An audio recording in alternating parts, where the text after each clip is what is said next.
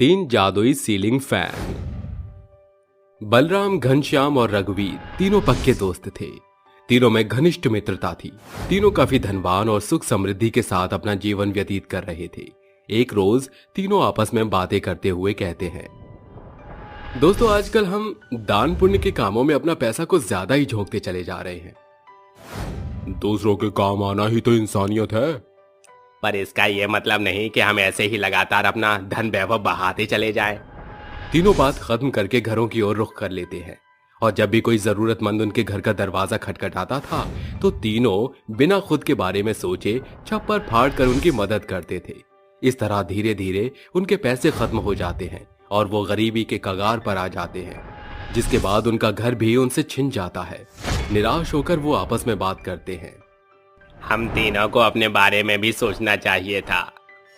हम दूसरों के ऊपर जरूरत से ज्यादा ही मेहरबान हो गए।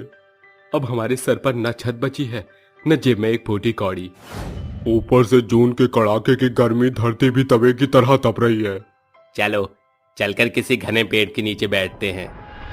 तीनों चलते हुए एक चबूतरे पर बैठकर हवा खाने लगते हैं। तभी उनकी नजर एक सूखे बंजर बेजान पेड़ पर जाती है, जिसे देखकर वो बोलते हैं, इस पेड़ की दशा एकदम हम तीनों की आर्थिक स्थिति की तरह ही सूख गई है। चलो इसमें पानी डालकर इसकी मुरझाई अवस्था को हरा भरा कर देते हैं। तीनों थोड़ी दूर पर लगे एक पुराने से हैंडपंप से पानी ला लाकर सूखे पेड़ की जड़ों में डाल देते हैं, जिसके बाद उस पेड़ की दशा एकदम हरी भरी हो जाती है और उसमें से परी निकलकर उनसे कहती है, तुम लोगों ने इस पेड़ को हरियाली देकर मुझे जीवित कर दिया है। पर तुम हो कौन? मैं जादुई परी हूँ जो इसी पेड़ में रहती हूँ। सैकड़ों वर्षों से ये पेड़ सूखा पड़ा था, पर आज तुमने इस बेजान वृक्ष में जान डाल दी। ये लो, ये 3 पत्तियां तुम्हारे लिए। ये तुम्हारी आवश्यकता को पूर्ण करेंगी। ये पत्तियां हमें हवा भी न दे पाएंगी, फिर ये हमारी आवश्यकता क्या ही पूर्ण करेंगी? हमारे पास कोई भी ठिकाना नहीं है। गर्मी और लू ने हमारा जीना बेहाल कर दिया है। हमें इन 3 पत्तियों की नहीं बल्कि हवा की जरूरत है। ये तीनों जादुई पत्तियां हैं। मैं ये वरदान देती हूँ कि जैसे ही तुम इन पत्तियों को छत से स्पर्श कराओगे, ये तीनों जादुई सोने, हीरे और पैसों के सीलिंग फैन बन जाएंगे। तीनों परी के हाथों से एक एक पत्तियां उठाकर चल पड़ते हैं और एक दूसरे से सटे हुए 3 किराए के घर में आकर कहते हैं, हमने उस परी की बातों पर विश्वास करके घर तो ले लिया, पर अगर ये पत्तियां जादुई सीलिंग फैन में नहीं बदली तो मकान मालिक हमें चैन से जीने नहीं देगा। तीनों जैसे ही अपने कमरों की छत से उन पत्तियों को स्पर्श कराते हैं, वो जादुई सोने, हीरे और पैसे के होकर तेज तेज घूमकर हीरे, सोने और पैसे की बौछार करने लगते हैं। ये देख वो एकजुट होकर कहते हैं, ये तो सचमुच अजूबा हो गया। उस परी की बातें सच हो गईं। अब हमारे पुराने दिन फिर से वापस लौट आएंगे। मेरे जादुई सीलिंग फैन सोने के हैं, मेरे हीरे के और मेरे पैसों के।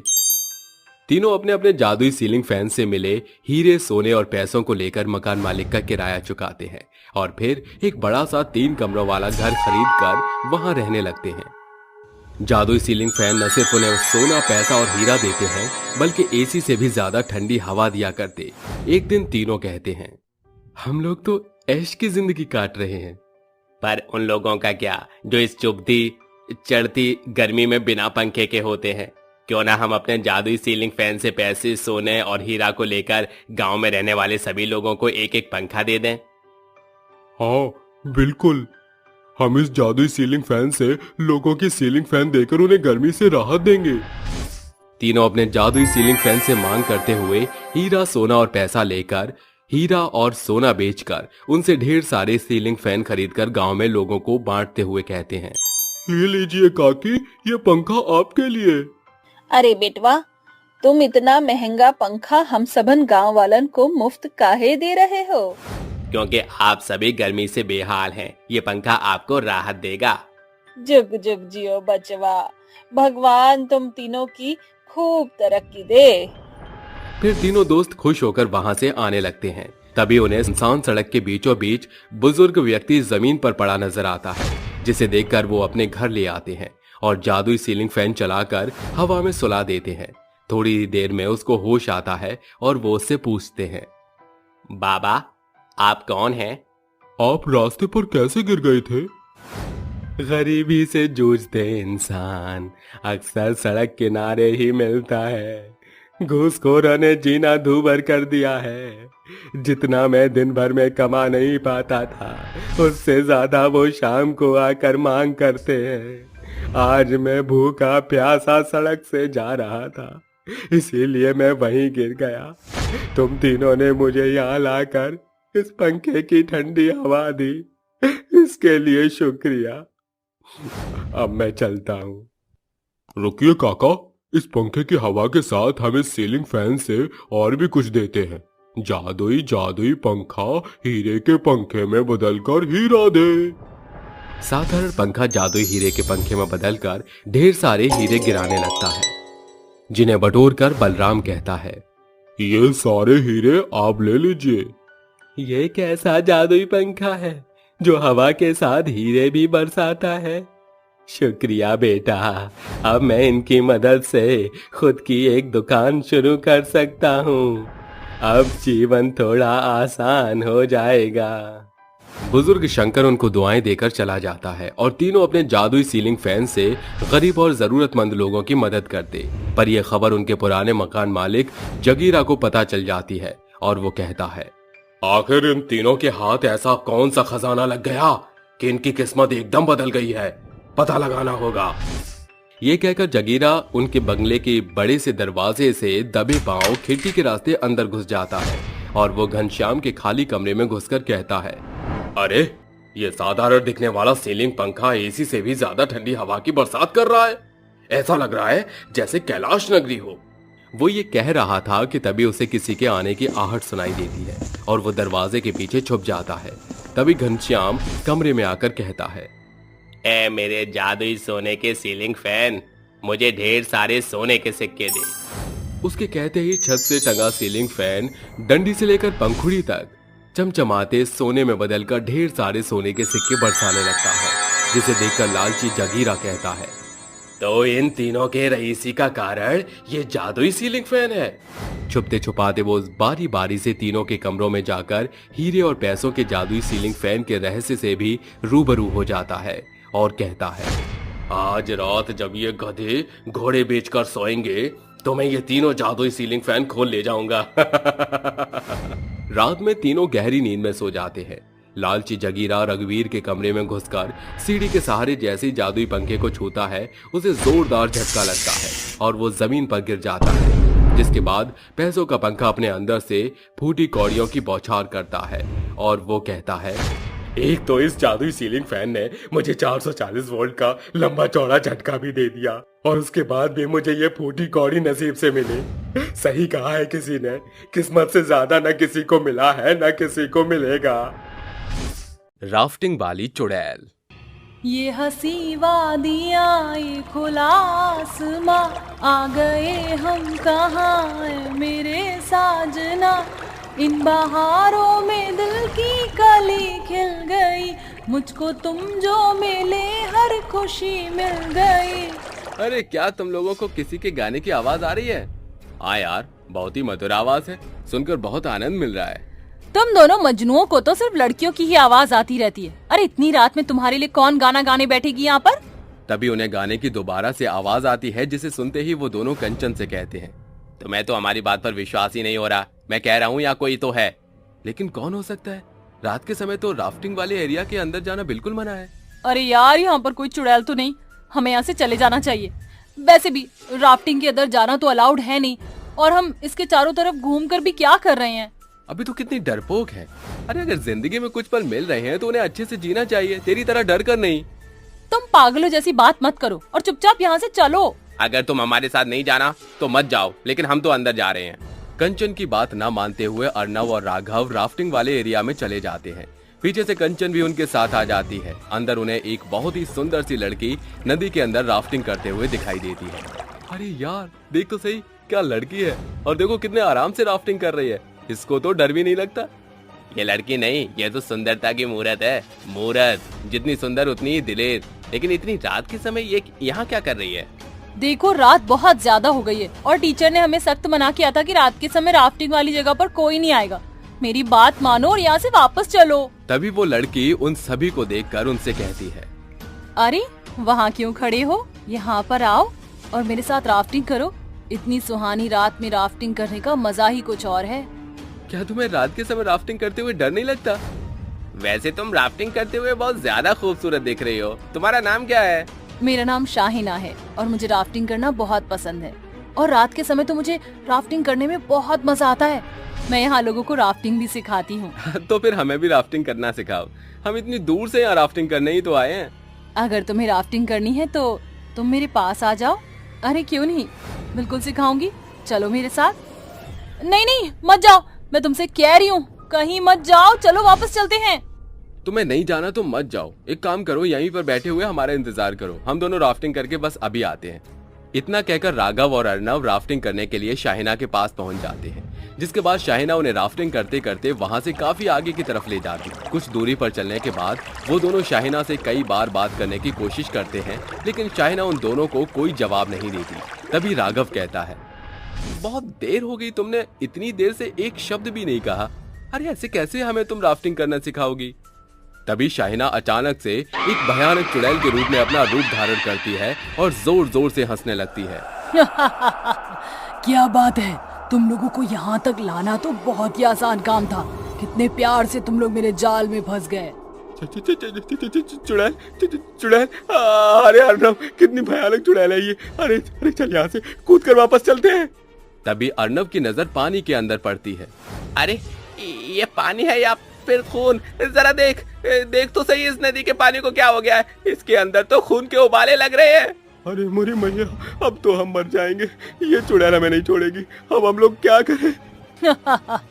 बहुत शौक है ना तुम्हें राफ्टिंग करने का, आजा मेरे राजा, तुझे राफ्टिंग सिखाऊं मैं। नारे बाबा ना, चुड़ैल मुझे तुझसे कोई राफ्टिंग नहीं सीखनी। अरे जाने तो मुझे यहाँ से। एक बार जो मेरे झांसे में आता है मैं उसे दोबारा यहाँ से कभी नहीं जाने देती। अब तुम दोनों यहाँ से कभी वापस लौट नहीं पाओगे। इतना कहकर चुड़ैल अर्नव और राघव के ऊपर हमला करने लगती है और देखते ही देखते उन दोनों को मार देती है। वहीं दूसरी तरफ कंचन कई घंटों तक अर्नव और राघव के वापस लौटने का इंतजार करती रहती है। देखते ही देखते उसे रात से सुबह हो जाती है और अर्नव और राघव वापस लौट कर नहीं आते, जिसके बाद वो अपने टीचर को बुलाती है और उनसे कहती है, सर अब मैं आपको क्या बताऊं, मेरे कई बार मना करने के बाद भी वो दोनों अंदर चले गए, लेकिन कल रात से उन दोनों का कोई अता पता नहीं है। मुझे तो बहुत डर लग रहा है। देखा तुम सब लोगों ने अपने टीचर की बात न मानने का नतीजा। मेरे इतना मना करने के बाद भी तुम लोग यहाँ घूमने आए। अरे नामुरादो, किस जन्म का बदला ले रहे हो तुम लोग मुझसे? अब मैं आगे तुम्हारे पेरेंट्स को क्या जवाब दूंगा कि ट्रिप के बहाने मैंने तुम्हारे बच्चे को गायब कर दिया? सर मैं आपके आगे हाथ जोड़ती हूँ, कुछ तो कीजिए। अब कुछ नहीं हो सकता, तुम्हारे दोस्तों को उस चुड़ैल ने उनको छोड़ा ही नहीं होगा। इतना कहकर टीचर पुलिस को कंप्लेन लिखवा देता है, जिसके बाद राफ्टिंग वाले एरिया के चारों तरफ पुलिस राघव और अर्नव को ढूंढ रही होती है, लेकिन वो दोनों उन्हें कहीं नहीं मिलते। उन दोनों का कोई पता नहीं चल रहा, पता नहीं वो दोनों कहाँ गायब हो गए हैं। देखिए, अगर भी दोनों नहीं मिले तो इनके माता पिता स्कूल वालों के ऊपर केस कर देंगे, इसलिए आप उन्हें जल्द से जल्द ढूंढ लीजिए। मैं आपको अभी कुछ नहीं कह सकता, लेकिन हम पूरी कोशिश कर रहे हैं। इतना कहकर पुलिस वहां से चली जाती है, जिसके बाद धीरे धीरे रात होने लगती है और इस बार टीचर पूरी निगरानी के साथ स्कूल के सभी बच्चों को उनके कमरों में भेज देता है। लेकिन कंचन अपने दोस्तों को ढूंढने के लिए चुपके से वहां से निकल जाती है। मैं जानती हूँ कि मेरे दोनों दोस्त जिंदा हैं, उन्हें कुछ नहीं हो सकता, लेकिन ये लोग उन्हें ढूंढना ही नहीं चाह रहे, इसलिए मैं खुद ढूंढूंगी उन्हें। इतना सोचकर कंचन राफ्टिंग वाले एरिया पर चली जाती है, जहाँ उसे वही चुड़ैल एक लड़की के रूप में दिखाई देती है। देखो, मैं तुम्हारे आगे हाथ जोड़ती हूँ। मैं जानती हूँ तुम एक बहुत भयानक चुड़ैल हो, लेकिन मुझे तुमसे जरा भी डर नहीं लगता। तुम बस मेरे दोनों दोस्तों को वापस लौटा दो, मैं यहाँ से उन्हें लेकर हमेशा हमेशा के लिए चली जाऊंगी। तू होती कौन है मुझसे इस तरह बात करने वाली? तू जानती नहीं मेरे बारे में, मैं तुझे कच्चा ही अपने मुंह में निकल जाऊंगी। देख चुड़ैल, अगर तुझे मुझे मारना है तो मार दे, लेकिन मेरे दोनों दोस्तों को छोड़ दे। क्या बात है, क्या याराना है तेरे दोस्तों के साथ, लेकिन तू ये नहीं जानती कि आखिर हमेशा खास दोस्ती हमारा साथ छोड़ते हैं, जैसे कि मेरे साथ हुआ था। क्या हुआ था तुम्हारे साथ? आखिर तुम्हारे यहाँ होने की क्या वजह है? क्या तुम मुझे बताना चाहोगी? कुछ समय पहले मैं भी तुम्हारी और तुम्हारे दोस्तों की तरह इस राफ्टिंग वाले एरिया में घूमने के लिए आई थी। मैं रात के समय यहाँ पर राफ्टिंग करना चाहती थी, लेकिन मेरे सभी दोस्तों ने मुझे मना कर दिया था। इसलिए उनके कई बार समझाने के बाद भी मैं रात के समय यहाँ पर राफ्टिंग करने के लिए निकल गई। उस रात बहुत तेज आंधी तूफान आ रहे थे, जिसकी वजह से पानी के बहाव का मोड़ खाई की तरफ घूम गया।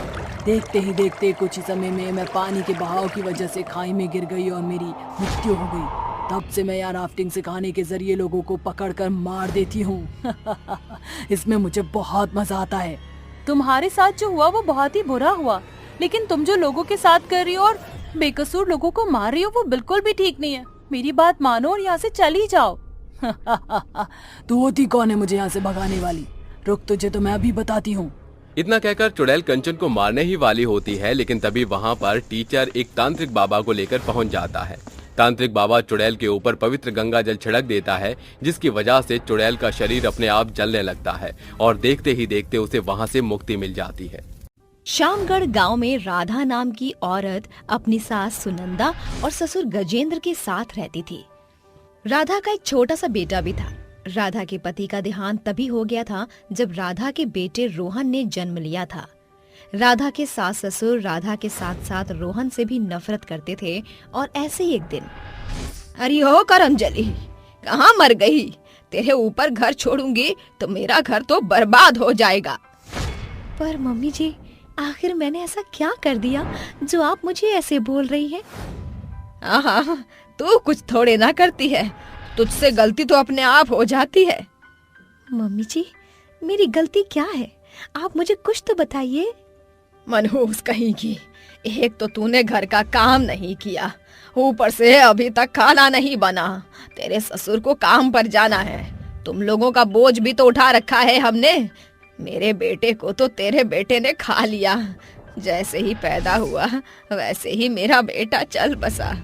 पता नहीं कौन सी मनहूस घड़ी में तुझसे शादी की थी मेरे बेटे ने। पर मम्मी जी, इसमें रोहन की क्या गलती है? वो तो एक छोटा सा बच्चा है। मुझे तुझसे मुंह लगाने का कोई शौक नहीं है। चुपचाप से खाना टाइम पर बना ले और कुछ तो काम कर ले, क्योंकि तुझे तो घर में रहकर सिर्फ रोटियां तोड़ने की आदत हो रही है, कामचोर कहीं की। इतना कहकर सुनंदा वहाँ से चली जाती है। राधा अपनी आंखों में आंसू लिए खाना बनाकर अपने ससुर के कमरे में ले जाती है और अपने ससुर को खाना देकर कपड़े धोने के लिए चली जाती है। राधा कपड़े धोने लगती है, जबकि तभी एक बार फिर सुनंदा आ जाती है और उससे बोलती है, अरे वाह, आज तो बिना कहे तू कपड़े धो रही है। एक काम कर, ये तेरे ससुर के और मेरे थोड़े कपड़े हैं, इसको भी धो दे। पर मम्मी जी, इसको तो मैंने कल ही धोया था। अगर तूने धोया था तो आज नहीं धोएगी क्या? चुपचाप इसे धो। राधा को अब ना चाहते हुए भी साफ और धुले हुए कपड़े धोने पड़ रहे थे और देखते ही देखते अब कुछ महीने बीत जाते हैं, लेकिन राधा की सास अभी भी नहीं सुधरी थी और आए दिन उस पर कोई न कोई अत्याचार करती रहती। एक दिन राधा का ससुर राधा के पास आता है और उससे बोलता है, अरे बहू, तुम्हारी सास और मैं बाहर जा रहे हैं, अगर तुम्हें कुछ भी मंगवाना हो तो बता दो। नहीं पापा जी, मुझे कुछ नहीं मंगवाना है, आप लोग जाइए, मैं घर का ख्याल रख लूंगी। इतना कहकर राधा वहाँ से चली जाती है। जैसे ही राधा जाती है कि तभी वहाँ पर सुनंदा आ जाती है और अपने पति से बोलती है, गजेंद्र जी, अब इसका बोझ नहीं संभाल सकती मैं। अभी तो इसका बेटा ज्यादा बड़ा नहीं हुआ है, लेकिन जब इसका बेटा बड़ा होगा तो इसके साथ साथ इसके बेटे का भी खर्च हमें ही उठाना पड़ेगा। इससे तो अच्छा है कि ये इससे छुटकारा पा लिया जाए। वो कैसे? हम बाजार जा रहे हैं, वहाँ से इस मनहूस के लिए जंजीर मिट्टी का तेल लेकर आ जाएंगे और इसको जलाकर मार देंगे। अरे वाह भगवान, ये आइडिया तो तुमने बहुत ही अच्छा दिया है। इसको हम जल्दी से मार के आराम से अपनी जिंदगी जिया करेंगे। आपस में बात करने के बाद वो बाहर जाने के लिए दरवाजा खोलते हैं कि तभी दरवाजे पर राधा की बहन रानी आ जाती है और सुनंदा और गजेंद्र के पैर छूते हुए उनको प्रणाम करती है। ये देख सुनंदा और गजेंद्र थोड़े चिढ़ जाते हैं और मुंह बनाते हुए उसको अंदर जाने के लिए बोलते हैं, अरे रानी बेटा, तुम कब आई? और अगर आ ही गई हो तो जाओ अपनी बहन के पास, हम दोनों तो मार्केट जा रहे हैं। ठीक है अंकल जी, मैं दीदी के पास जाकर थोड़ी देर बैठ जाती हूँ। इतना कहकर सुनंदा और गजेंद्र मार्केट की तरफ चले जाते हैं और रानी राधा के पास चली जाती है। एक तरफ तो राधा अपनी बहन और अपने 2 साल के बच्चे के साथ खुशी से हंस रही थी, वहीं दूसरी तरफ राधा के सास ससुर उसे मारने का सामान ले रहे थे। राधा को ये बात नहीं पता थी कि अब उसकी जिंदगी में एक भूचाल आने वाला है। दीदी, मेरा समय हो गया है, अब मैं अपने कॉलेज जा रही हूँ। इतना कहकर रानी चली जाती है। उसके जाने के कुछ ही देर बाद राधा के सास ससुर आ जाते हैं और उससे बोलते हैं, अरे राधा, एक कप चाय बना कर ले आओ। राधा अपने सास ससुर के लिए चाय बना कर लेकर आती है। चाय पीते हुए सुनंदा राधा से बोलती है, राधा, मैं सोच रही हूँ कि क्यों ना हम पास वाले बीच पर जाकर फैमिली के साथ थोड़ा टाइम स्पेंड करें। अपने सास ससुर का बिहेवियर अच्छा देख राधा थोड़ी खुश हो जाती है। हाँ हाँ, बिल्कुल, मैं जरूर जाऊंगी आप लोगों के साथ। बेचारी राधा बहुत ही खुश हो रही थी और वो ये सोच रही थी कि अब उसके सास ससुर उससे नफरत नहीं करते, लेकिन उसे ये नहीं पता था कि शायद आज उसकी जिंदगी का आखिरी दिन भी हो सकता है। और इस तरह राधा जल्द से जल्द अपने बेटे को तैयार करती है और अपने सास ससुर के साथ बीच पर निकल जाती है। एक तरफ राधा अपने बेटे रोहन के साथ बीच पर खेल रही थी, तो वहीं पीछे से आकर गजेंद्र ने राधा के सर पर डंडे से हमला कर दिया, जिसके बाद राधा बेहोश हो गई और सुनंदा राधा के दोनों हाथों को जंजीर से बांध देती है। थोड़ी देर बाद जब राधा को होश आता है, तब वो देखती है कि उसका बेटा नदी में जा रहा है और सामने मगरमच्छ रोहन का इंतजार कर रहे हैं। वो रोते हुए बोलती है, मदद करो, कोई तो मदद करो, मेरा बेटा उन मगरमच्छों के पास जा रहा है और मेरी ऐसी हालत किसने की, मुझे ऐसे किसने बांधा। वो खुद से सवाल ही कर रही थी कि पीछे से उसकी सास उसके बाल पकड़कर खींचते हुए बोलती है, तुझे हमने भगाने की कितनी कोशिश की, लेकिन तू नहीं गई, इसीलिए अब तू सीधे भगवान के पास जा। राधा गिड़गिड़ाते हुए खुद की और खुद के बेटे की जिंदगी की भीख मांगने लगी, लेकिन उसके सास ससुर ने उस पर तरस नहीं दिखाया। पीछे से गजेंद्र मिट्टी का तेल लेकर आ रहा था और उसके साथ सुनंदा मशाल लेकर आ रही थी। गजेंद्र ने राधा के ऊपर मिट्टी का तेल डालना शुरू कर दिया कि तभी वहां पर राधा की बहन रानी आ जाती है और तुरंत पुलिस को फोन लगाती है। वो भागते हुए रोहन को अपनी गोद में उठाती है और एक हाथ से सुनंदा के हाथों से मशाल छीनकर पानी में फेंक देती है। ये देख सुनंदा और गजेंद्र को बहुत ही गुस्सा आ जाता है और जब वो उसको भी मारने की कोशिश करती है कि तभी वहाँ पुलिस आ जाती है और उन दोनों को अरेस्ट कर लेती है। ये सब देख राधा सुनंदा से बोलती है, मम्मी जी, आप दोनों ने आज तक मुझे अपनी बहू नहीं माना। मैं तो आपको अपनी माँ और बाबा मानती थी, लेकिन आप लोगों ने मेरे साथ क्या किया। मुझ जैसी बेबस और लाचार माँ का आप लोगों ने फायदा उठाया। मैं आप लोगों का अत्याचार सहती गई, मैं दबती गई और आप लोग हमेशा मुझे दबाते गए। अब नहीं, बस बहुत हो गया, मैं आपको कभी नहीं माफ करूंगी। इतना कहकर राधा रानी के गले लग जाती है और फूट फूट कर रोने लगती है। राधा रानी की वजह से बच गई।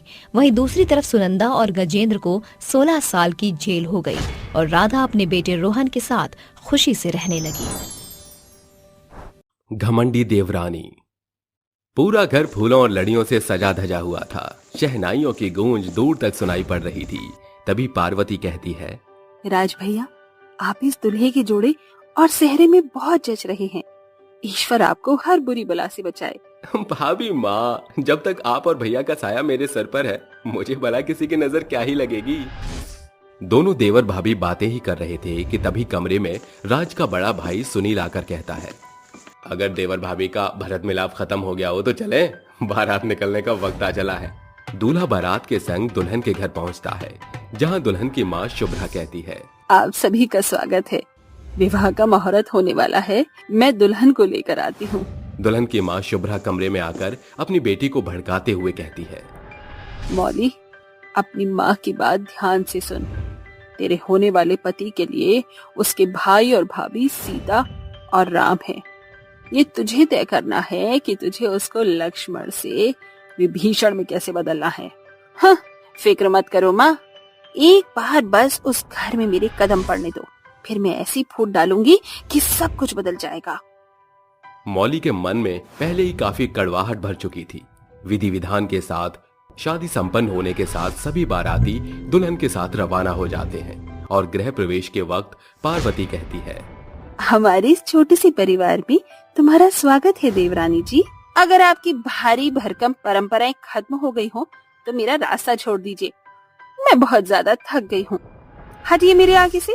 देवरानी का ऐसा रूखा बर्ताव देखकर सभी पड़ोसने बातें बनाने लगती हैं। तभी जमुना बोलती है, हाय रे पार्वती, कैसी घमंडी देवरानी बिहलाया है तेरा देवर।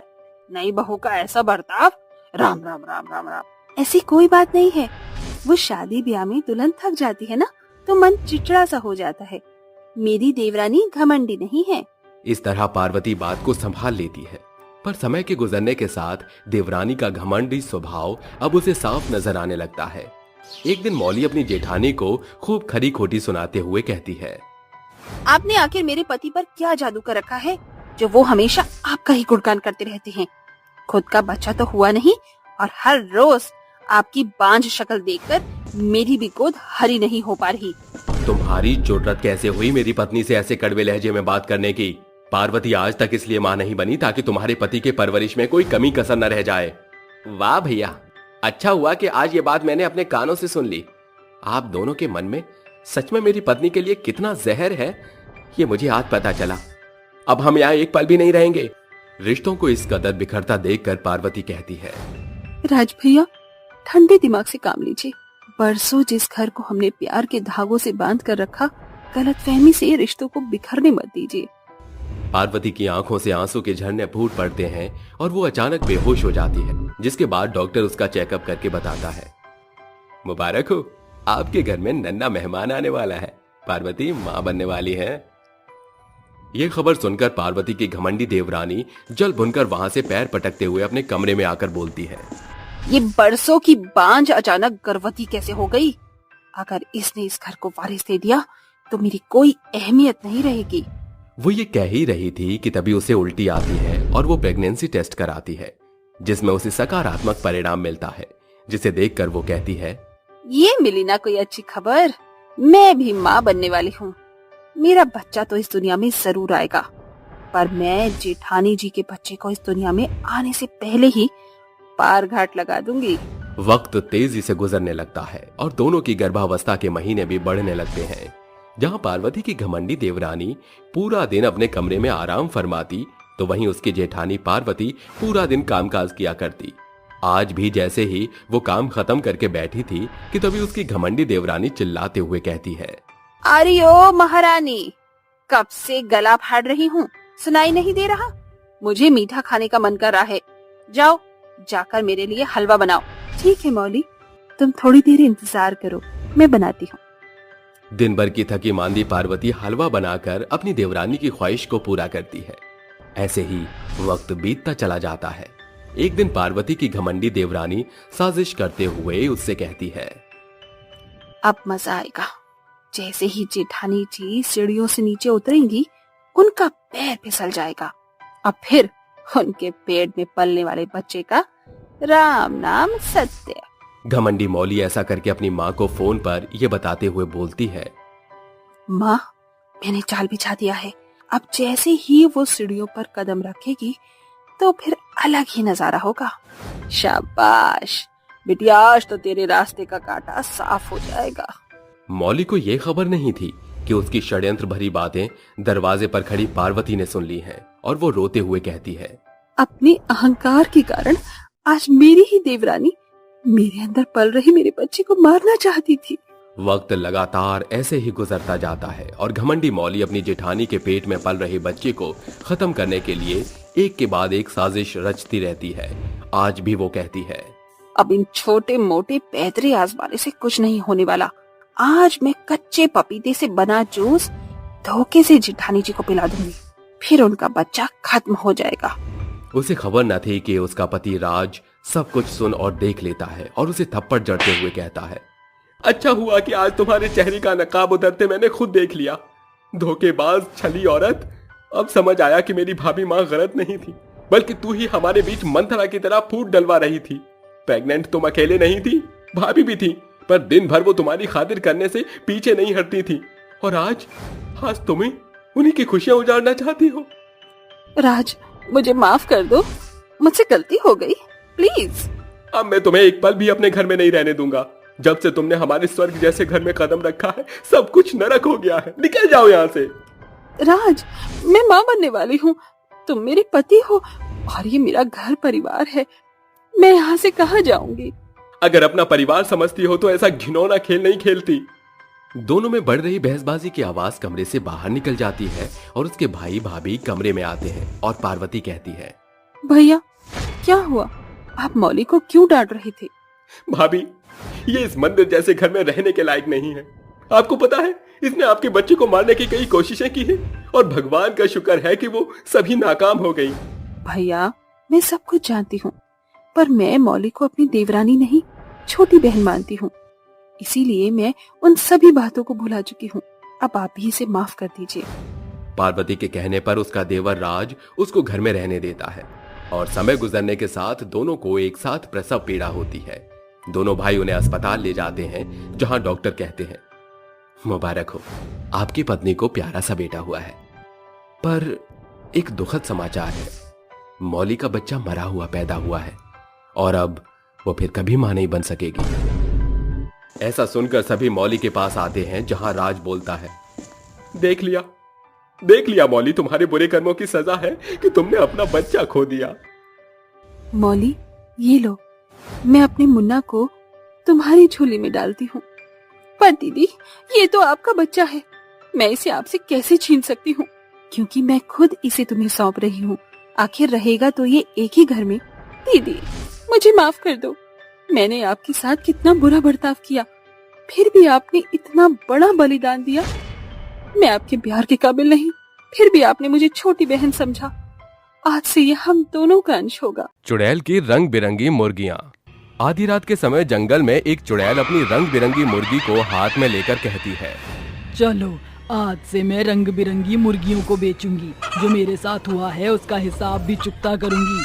आ रही हूँ गाँव वालों में, लेकिन उससे पहले मुझे इंसानों को मुर्गियों में बदलना होगा, तभी तो बेचूंगी उन्हें। ऐसा कहकर चुड़ैल गांव की ओर जाकर सोते हुए लोगों को अपने जादू से रंग बिरंगी मुर्गी में बदल देती है और उन्हें पिंजरे में डालकर ले आती है। और जब वो रंग बिरंगी मुर्गियां पिंजरे में छटपटाती हैं, तो चुड़ैल हंसकर कहती है, ओह बेचारी मुर्गियों, चटपटा रही हो तुम? अभी तो तुम और चटपटाओगे। जो लोग तुम्हें मार कर निगल जाएंगे, वही दर्द मैं तुम्हें दूंगी, वही।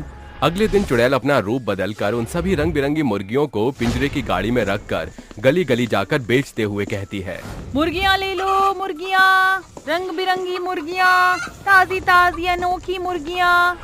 मोहतरमा, ये मुर्गी कैसे दी है? ये तो बड़ी ही सुंदर है, कहाँ से आई तुम्हारे पास?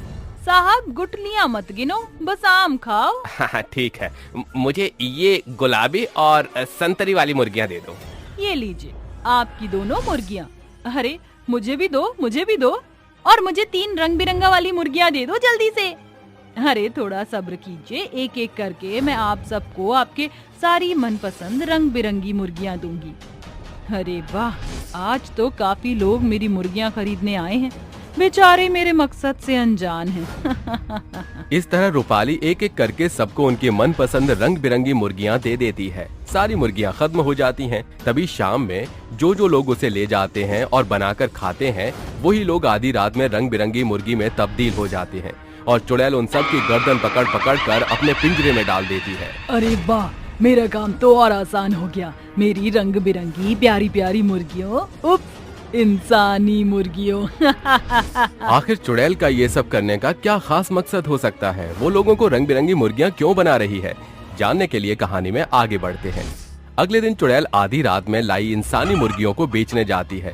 लोग बड़े आराम से उन मुर्गियों को ले लेते हैं और जैसे ही माला नाम की औरत उस मुर्गी को काटने जाती है, तो वो मुर्गी बहुत छटपटाती है और अपनी चोंच से उसकी आंख में मारकर चली जाती है। चुड़ैल पास खड़ी देख रही थी कि वो उस रंग बिरंगी मुर्गी की गर्दन पकड़कर कहती है, तेरी हिम्मत कैसे हुई यहाँ से भागने की?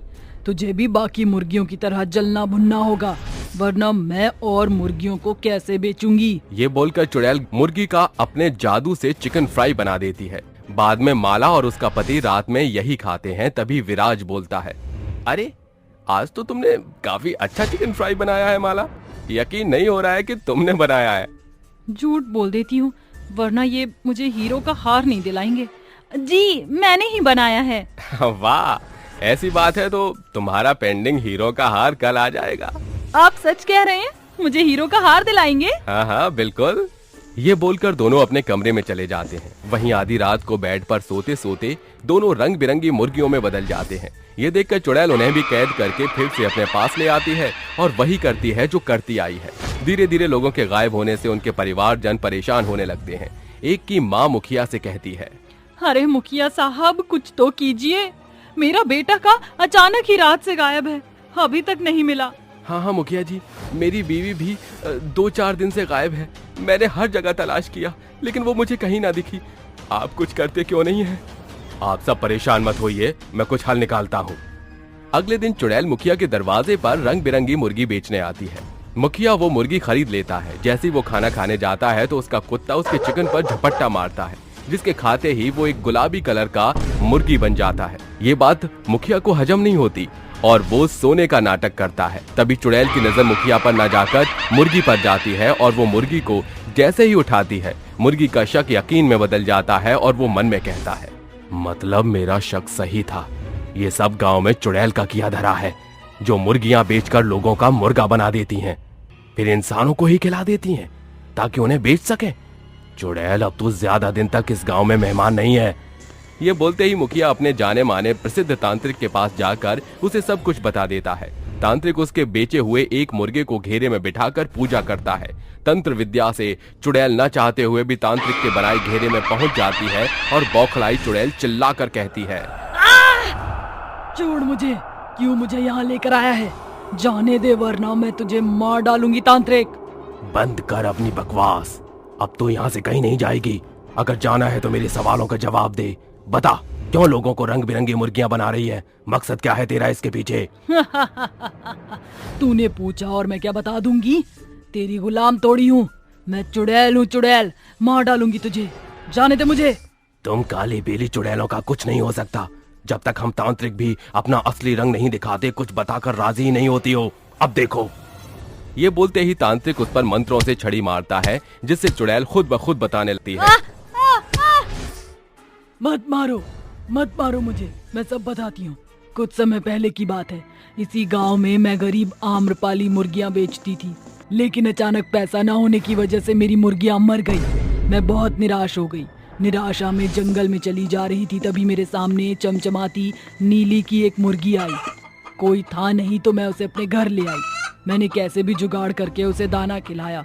उसी रात उसने मुझे रंग बिरंगे 10-12 अंडे दिए, जिससे रंग बिरंगी मुर्गियां बनी और मैंने उन्हें बेचना शुरू किया। दुगने दाम में मुर्गियां बिकने लगी। इतनी की भीड़ लग जाती थी कि मुझे ये बोलना पड़ता था, अरे आप धक्का मुक्की मत कीजिए, ठीक से खड़े रहिए, मेरे पर बहुत सारी रंग बिरंगी मुर्गियां हैं, ये लीजिए आपको और आपकी ये 6 अलग रंग की मुर्गियां। धीरे धीरे आम्रपाली की आर्थिक स्थिति ठीक हो गई और एक दिन आम्रपाली के पड़ोसी गगन, विक्रम, सनम, राजू की लालची नजर उसकी रंग बिरंगी मुर्गियों पर थी। अमीर बनने के लिए एक रात उसकी रंग बिरंगी मुर्गियों को चुराने वो आते हैं। मुर्गियों के शोर से आम्रपाली बाहर आती है और उनसे लड़ने लगती है। छोड़ो मेरी मुर्गियों को, तुम्हारी हिम्मत कैसे हुई उन्हें चुराने की? हिम्मत तो हुई है, अब देख हम भी कैसे अमीर बनते हैं। ये बोलते ही गगन के दोस्त चाकू से आम्रपाली को मार डालते हैं और कुछ दिन बाद अमीर न बनने पर उसकी मुर्गियों का चिकन बनाकर खा जाते हैं। मेरी बेचारी मुर्गियों को बेफालतू में मार डाला और खा गए और मुझे भी मार दिया। उसी का बदला मैं उनसे ले रही हूँ। उन्हें ही रंग बिरंगी मुर्गी बनाकर इंसानों को बेचकर उन्हें ही खिला देती हूँ।